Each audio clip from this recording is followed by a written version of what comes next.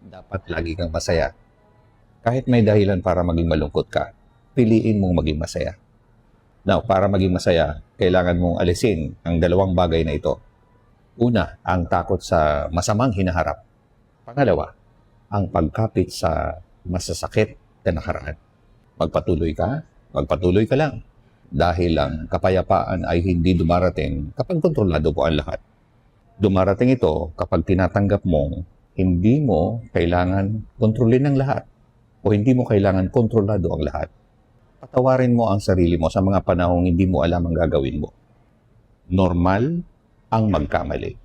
Hindi normal ang manatiling bihag ng kahapon. Huminga ka lang. Hindi ka nahuhuli. Tandaan mo, ikaw ay nasa sarili mong oras na ang saya ay hindi destinasyon.